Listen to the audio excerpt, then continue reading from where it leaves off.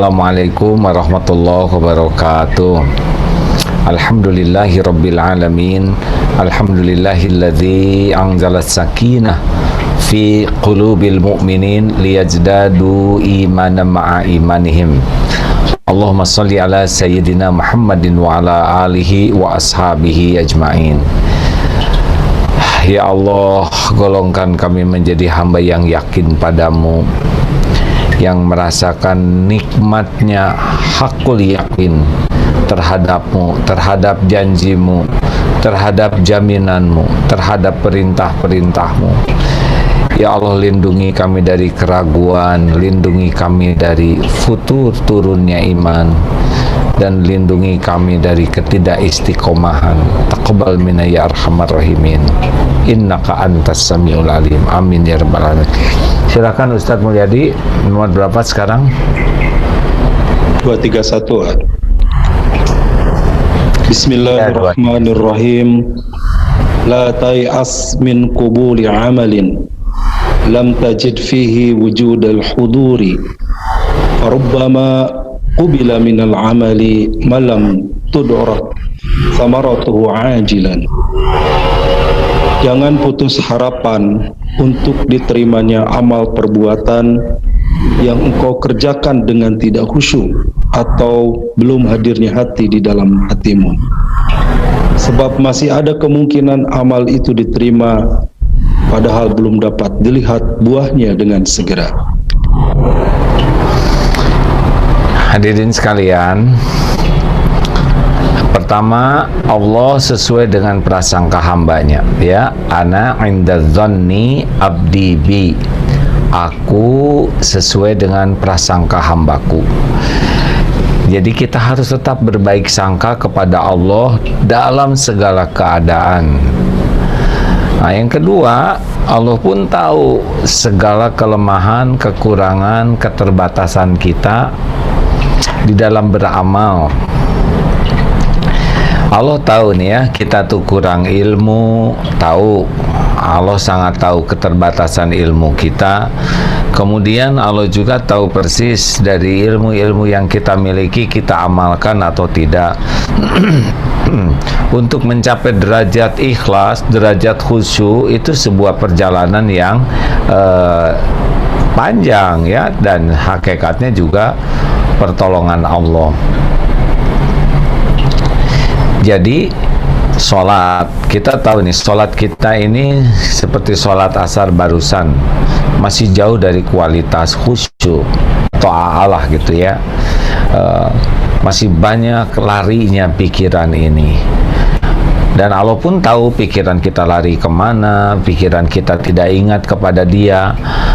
Tetapi ada tapinya nih, ketika kita mengakui ketidakhusyuan kita, nah hadirin ya, lalu kita mohon ampun kepada Allah dan minta ampunnya itu benar. Nah, ini juga sebuah nilai tersendiri. Ketika kita belum khusyuk, ngaku kepada Allah kita belum khusyuk, kita minta ampun kepada Allah, dan kita berusaha khusyuk untuk kedepannya. Nah, yang belum khusyuk ini mudah-mudahan bisa tetap ada nilai di sisi Allah, karena kita bisa mengakui, lalu kita bisa bertobat, dan kita berusaha memperbaiki. Jadi kalau menunggu sempurnanya amal, memang susah kita nyari amal kita yang sempurna, ya enggak?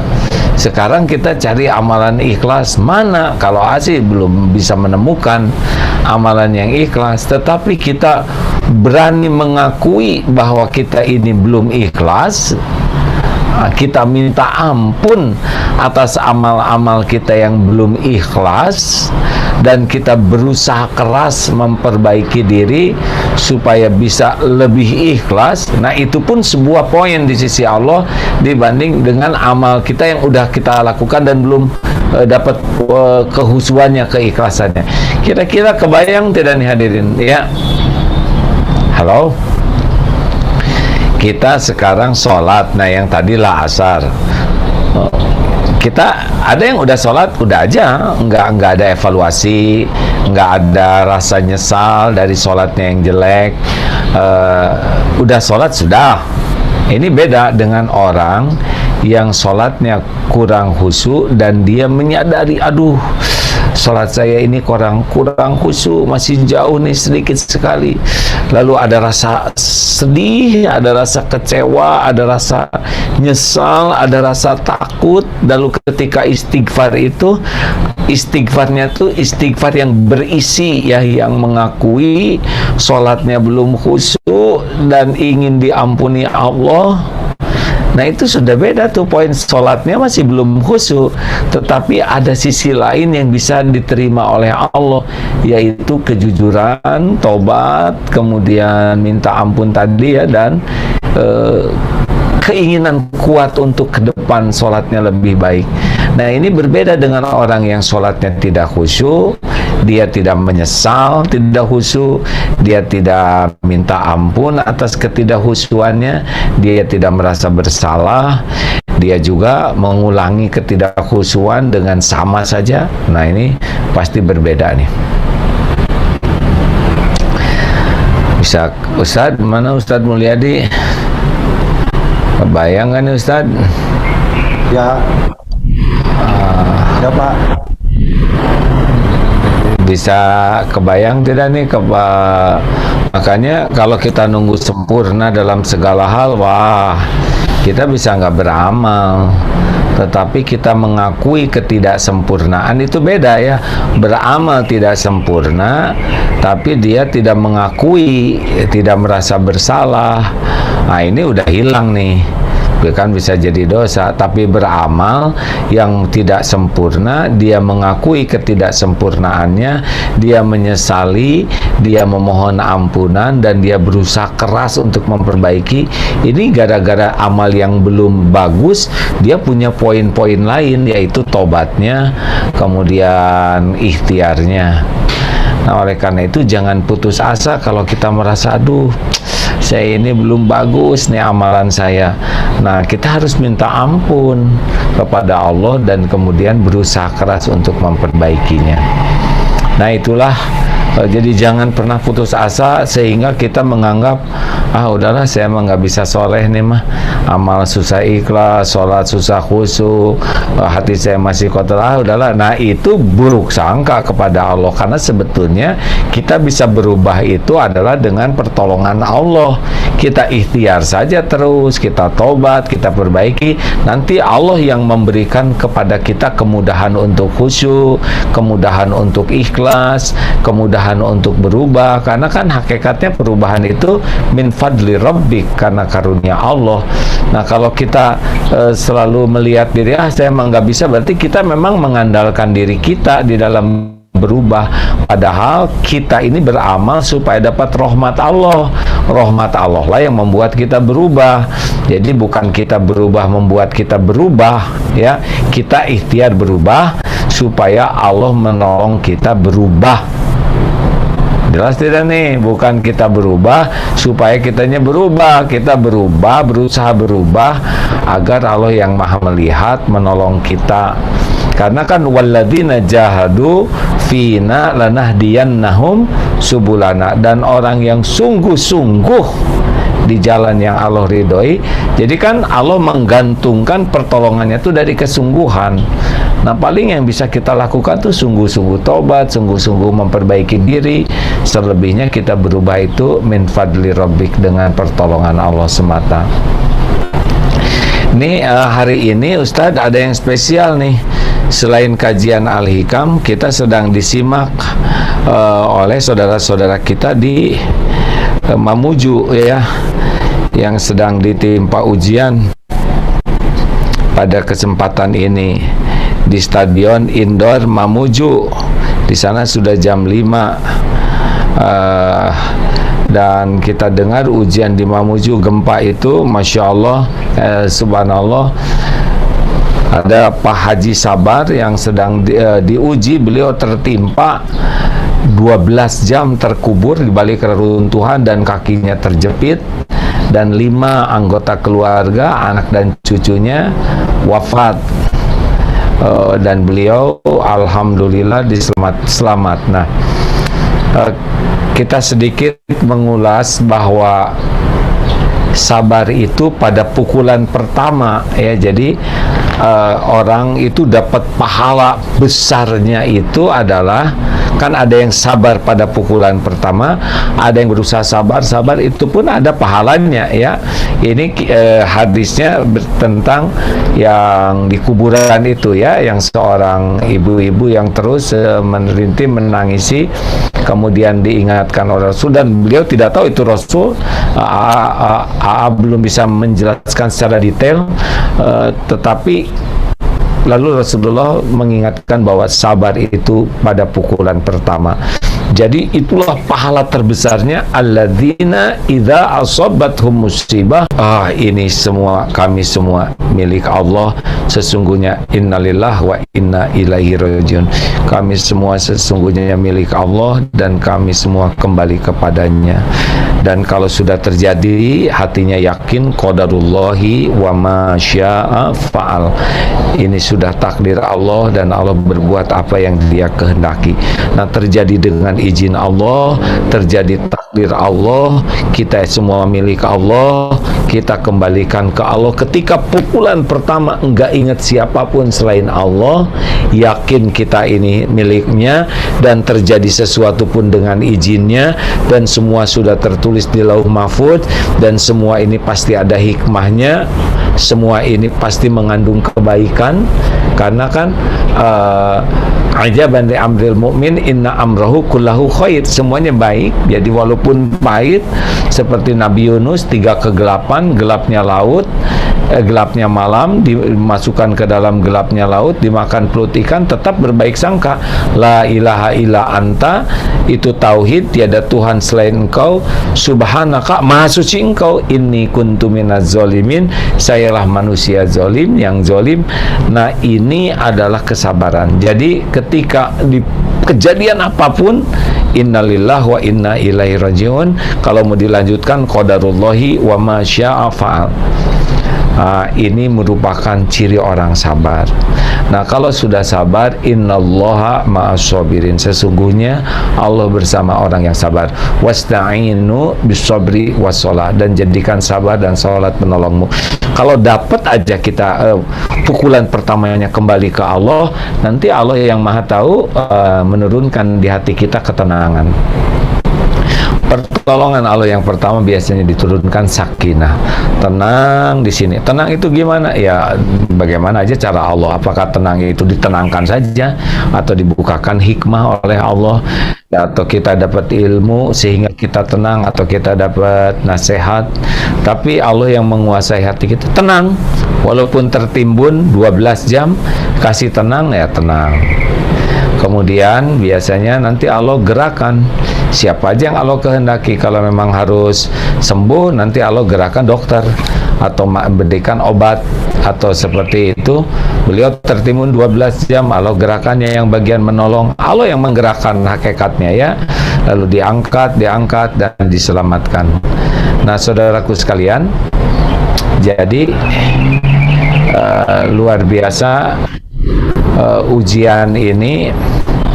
Apakah ini ada kaitan dengan nama? Karena Haji Sabar jadi hidupnya diuji kesabaran. Wallahu alam. Tetapi Allah menguji setiap orang, dan unik ya. Ingat baik-baik, kita nggak bisa membandingkan satu keluarga dengan keluarga lain, satu orang dengan orang lain, karena tiap orang itu Allah punya rencana yang unik, yang tidak bisa dibanding-bandingkan. Walaupun satu ibu satu bapak, beda-beda. Kalau orang tuanya ujian begini, apakah anaknya sama? Beda lagi, karena tiap orang itu unik ya. Dan semuanya terjadi biiznillah. Mudah-mudahan Bapak Ibu ya, ini khususnya yang sedang di Mamuju, boleh nanti buka surat At-Taghabun ayat 11 ya. Ma asaba min musibatin illa biiznillah wa may yu'min billah yahdi qalbah. Tak ada satupun musibah yang menimpa kecuali dengan izin Allah. Tanpa izin Allah tidak ada gempa ya. Gempa itu bukan perkara alam, tapi alam yang diperintahkan oleh Allah. Jadi kan ada yang mengatakan, wah gempa itu pergeseran batu. Ini tidak akan bergeser kecuali diperintahkan Allah. Jadi gempa itu terjadi dengan izin Allah. Lalu dalam surat Al-Hadid ayat 223 bahwa semua ini sudah tertulis di Lauh Mahfuz, ya. Ma asaba min musibatin fil ardi wala fi anfusikum illa fi kitabim min qabli an nabraha. Tak ada satupun musibah yang menimpa di bumi ini maupun pada dirimu kecuali sudah tertulis di Lauh Mahfuz sebelum kami mewujudkannya. Inna dzalika 'ala Allahi yasir. Dan yang demikian itu sungguh mudah bagi Allah. Likaila ta'sau 'ala ma fatakum wa la tafrahu bima atakum wallahu la yuhibbu kulla mukhtalin fakhur. Agar kalian tidak terlalu perih, tidak berduka cita dengan yang luput, ya dengan kita tidak jadi selamat, tidak ada ini, pokoknya ada kejadian yang tidak cocok, kita tidak boleh terlalu duka karena udah tertulis. Dan jangan terlalu gembira dengan apa yang Allah berikan padamu. Bersyukur harus, tapi menjadi ujub tidak boleh, karena Allah tidak menyukai orang yang sombong lagi membangga-banggakan diri. Kemudian kita pun harus yakin bahwa semua ujian sudah diukur oleh Allah. La yukallifullahu nafsan illa usaha. Allah tidak membebani seseorang kecuali sesuai dengan kesanggupannya. Jadi ujian ini sudah terukur, sudah tertulis, sudah ditimpakan kepada kita, pasti ada hikmahnya, pasti ada kebaikan. Karena bagi orang yang beriman, kalau dia sabar, ulaika alaihim sholawatu mir rabbihim warahmah wa ulaika humul muhtadun. Mereka itulah yang akan mendapatkan curahan karunia yang besar, kasih sayang Allah, ampunan Allah, dan petunjuk. Nah, inilah jadi sesudah ujian ini, kalau kita sabar, ada sesuatu yang besar sekali karunia, baik ampunan, pahala, ataupun urusan dunia, atau mungkin ada nanti kumpul di sorga, nikmat sangat besar, buah dari kesabaran. Sabar itu apa? Sabar itu menahan diri, mengendalikan diri, sehingga jangan sampai kita sibuk berkeluh kesah karena tidak menyelesaikan masalah, tapi jadikan ujian ini terus membuat dekat kepada Allah, ridho kepada takdir, ya. Kenapa ini anak cucu saya meninggal? Karena sudah waktunya pulang. Jadi meninggal itu bukan karena tertimpa, tapi meninggal itu karena sudah waktunya pulang, dan jalannya adalah tertimpa bangunan. Bagi yang belum waktunya meninggal, walaupun tertimpa, dia tidak akan meninggal, karena malaikat maut tidak diperintahkan mencabut nyawanya. Bagaimana menghadapi yang meninggal? Ya harus ridho, karena yang meninggal itu adalah hamba Allah, kembali kepada penciptanya. Bagaimana meninggal tertimpa? Kalau dalam keadaan iman, ini termasuk meninggal yang bisa dikatakan syahid juga ini, ya, seperti terbakar, tertimpa robohan, ketika melahirkan meninggal, kemudian tenggelam atau kena wabah, ini termasuk syahid juga. Di dunianya seperti wafat tertimpa itu, tapi dalam perhitungan Allah, insya Allah mudah-mudahan termasuk syuhada. Jadi semoga nanti bisa masuk surga tanpa hisab, dan insya Allah akan bertemu di tempat yang lebih kekal dan bahagia. Demikian saudara-saudaraku sekalian, kita doakan mudah-mudahan saudara kita di Mamuju ini oleh Allah dikaruniakan keyakinan kepada Allah, sehingga hatinya bisa sabar dan ridho menghadapi takdir ini. Allahumma salli ala Sayyidina Muhammad wa ala alihi wa ashabihi ajma'in. Rabbana la tu'akhidna in nasina aw akhtana. Rabbana wa la tahmil alaina isran kama hamaltahu 'ala alladhina min qablina. Rabbana wa la tuhammilna ma la taqata lana bih wa'fu 'anna waghfir lana warhamna anta maulana ya Allah fansurna 'alal qaumil kafirin. Duhai Allah yang maha menatap, maha mendengar, Allahumma a'inna 'ala zikrika wa syukrika wa husni ibadatik. Tolonglah kami menjadi hamba yang selalu ingat kepadamu dengan yakin, ya Allah, yang senantiasa bersyukur kepadamu dalam segala keadaan. Indahkan kami dalam kesabaran dengan kesabaran. Ketika ujian hidup tertulis harus kami jalani, dan bimbing agar kami bisa menyempurnakan ikhtiar di jalan yang Engkau ridhoi. Ya Allah, jadikan hati kami selalu berbaik sangka kepadamu, senantiasa ridho dengan segala ketentuan-Mu. Ampuni jikalau kami sering berburuk sangka padamu. Ampuni jikalau kami belum ridho dengan takdir-Mu. Ampuni jikalau kami belum bersabar, dan ampuni jikalau kami belum bersungguh-sungguh menyempurnakan ikhtiar. Ya Allah, lindungilah saudara kami ini, ya Allah, dari iman yang lemah, dari amal yang tidak diterima, dari doa yang tidak diijabah. Lindungi kami dari harta yang tidak halal, tidak barokah. Lindungi kami dari amal yang tidak Engkau ridhoi. Lindungi kami dari bala, fitnah, wabah, musibah. Karuniakan kepada kami, ya Allah, nikmatnya ibadah, nikmatnya doa yang Kau ijabah, nikmatnya rumah tangga sakinah, keturunan yang soleh, solehah. Karuniakan kepada kami nikmatnya, ya Allah, kehidupan yang penuh barokah, nikmatnya istiqomah, nikmatnya lahir batin sehat walafiat.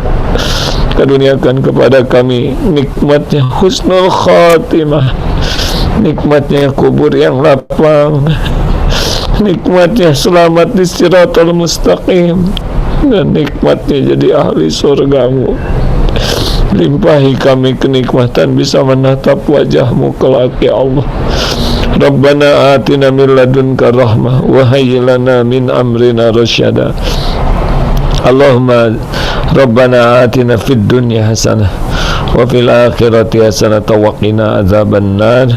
Subhana rabbika rabbil izzati amma yasifun wa salamun alal mursalin walhamdulillah. Terima kasih saudara-saudaraku sekalian. Semoga Allah memuliakan dengan kesabaran dan rasa syukur, dengan ampunan dan keberkahan dalam sisa umur ini. Subhanakallahumma bihamdik, asyhadu alla ilaha illa anta, astaghfiruka wa atubu ilaik. Terima kasih. Jazakallahu khair Ustaz Mulyadi dan semua yang menyimak. Assalamualaikum warahmatullahi wabarakatuh. Waalaikumsalam warahmatullahi wabarakatuh. Ini dari grup Mamuju adakah? Pak Haji Sabarnya?